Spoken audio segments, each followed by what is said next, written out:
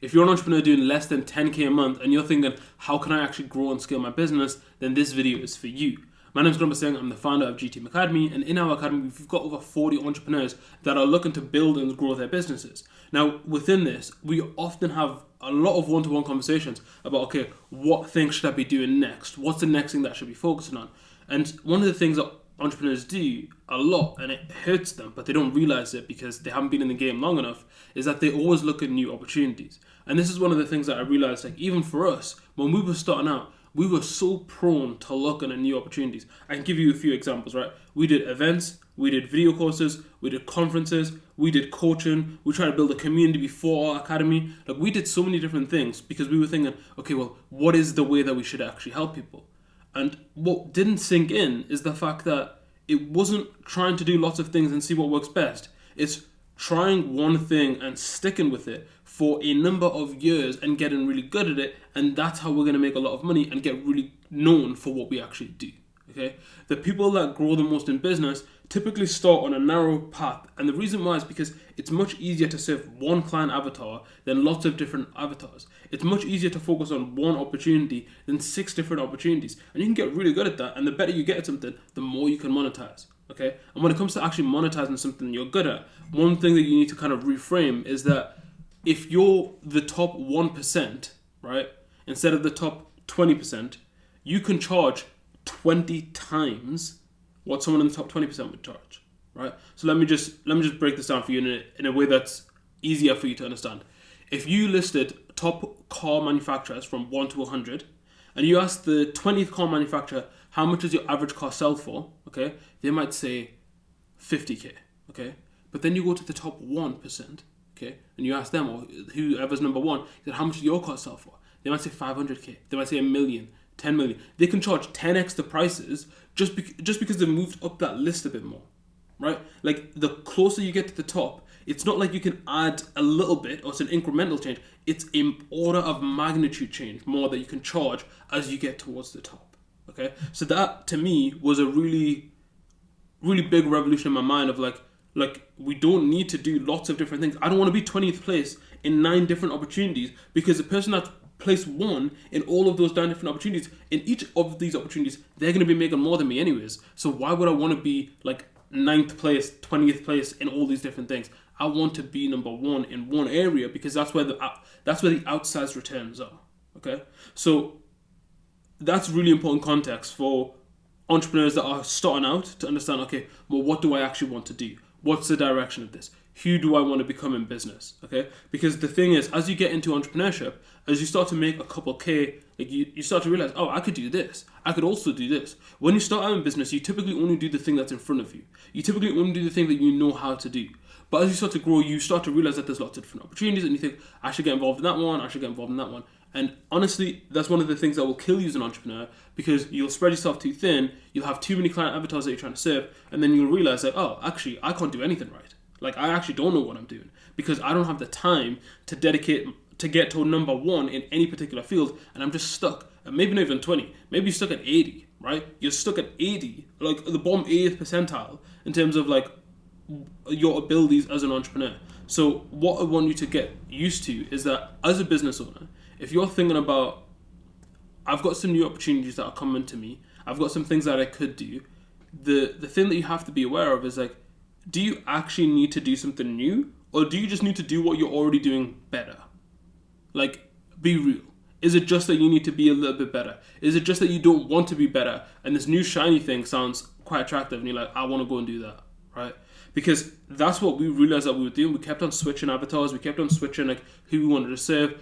We weren't fully sure. We weren't confident in what we were doing. And as a result, that doubt seeps in, and we keep trying to test new things. Instead of just saying, no, we're going to stick with this, and we're just going to keep building on this, right? Now, I'd say for the last 3 to 4 months, we've been quite clear on like, no, like, we know where our opportunity is. We're trying to get good at this, and it's really helped us to get better at what we actually do, okay? Like, over November, we had zero churn over November, because we've really figured out, well, what are we good at? What do our customers actually want from us? How do we serve them? And that's it. That's all we did. We just doubled down on that. So as a result, I think similarly for if you're watching this, like, you can ask yourself, like, okay, do I have too many customers churning at the moment? Are they not referring as many people? Are they like on a scale of 1 to 10, like an 8 instead of a 10? Like, how do you make those small incremental changes that over 6 months is going to absolutely transform your business, but you're probably avoiding because the thing down the street looks a little bit nicer than the thing that's in front of you? Yeah. So here's our plan for 2025 when it comes to doing the boring work. Our plan for 2025, and I've already made this list. It's early December when I'm recording this video. It'll be late December by the time this video comes out. But our plan for January to December of 2025 is every month we have a checklist of things that we're going to do. We've got SOPs built out, and all we're doing every single month is iterating to make who we are better and what we do improve. Okay, we're just trying to add value to what we do, add more and more value, and as a result, we don't need to add anything else. And I guarantee over the next year, we're looking to 10x our income, right? Like, we're genuinely looking to 10x our income over the course of a year, and it's not by doing anything new. It's literally just by doing the same things over and over again. And here's the thing, right? Here's why I can say this to you confidently. My business coach, who's got a very similar business model to me, did the same thing. He literally did the same thing. He just focused on, okay, how do I just grow what I'm doing here? How do I just make this better? How do I just make this better? How do I just make this better? He did that. And he increased his income massively.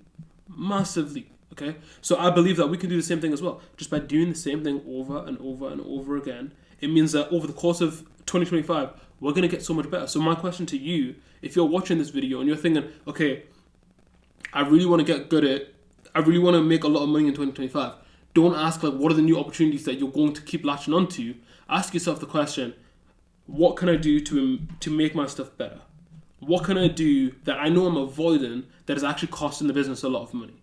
Go and do the boring work, because that's where all the money is. That's where the outsized returns are.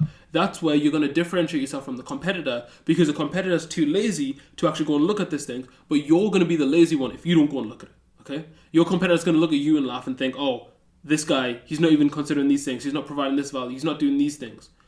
You need to go and actually fix those things, because if you don't, other people are going to outcompete you in your own market, and then you might look at a new opportunity, and then you're going to think, oh, I can go and do that one. You're getting outcompeted in your own primary market, and then you're going to go and get outcompeted in the secondary market because you're now splitting your attention over two things. So when we're thinking about planning out for 2025, what I would recommend you do is create a really clear list, a simple list that says, these are the things that I need to get done every single month. Okay, no matter what, every single month these things need to happen. Okay, is it number of like sales calls? Is it ad campaigns that you're gonna do? Is it events that you're running?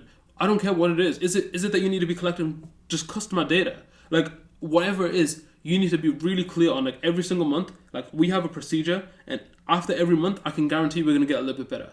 If you got 10% better every single month over next year, right? Can you imagine what that would do for your business? You're not adding anything new. You're not really innovating much. You're just making those incremental changes to make what you provide much more valuable. It's a different game entirely, man. And I guarantee you it's going to serve you and your business very well. So if you're going to take anything from this video, it's this boring work, right? Just simple, monotonous. And I've actually had to debrief Adnan. I actually sat down with Adnan and I was like, look, over 2025, I hate to break it to you, it's not going to be fun, it's not going to be nice, it's not going to be really attractive, you're probably going to get sick and you're probably going to feel bored with the work that you're doing, but we're going to be doing the same thing over and over and over and over again. But by doing the same thing over and over and over again, we're going to become much more skilled than other people that don't want to do it. And as a result, we'll make more money because other people are willing to do this work. Okay? So that's my advice to you. Going into 2025, you know what to do, you know what to think about. Make those lists of like what you need to do month on month. And if you've got a team, go and debrief them. Tell them, like, this is what we're going to do. And stick to that. And if you need accountability with this, and you're sitting there thinking, I'm not going to be able to do this, come and join our clubs. We've got a academy, like I mentioned at the start, where we literally call you up once a month to say, hey, you said that you're going to be doing this. Oh, you're doing this. We hold you accountable. So if you know you can't hold yourself accountable, let us do that for you. That's what we're here for, okay? So if you're looking for more strategy, if you're looking for more advice on how you can actually stick to what you need to do, go and join the academy. Your link's in the description of this video, and we'll genuinely help to make 2025 the best year possible you can actually have. So go and join the academy if you need that extra support. If not, watch one of these two videos because I'm sure you'll get a lot of value from them as well.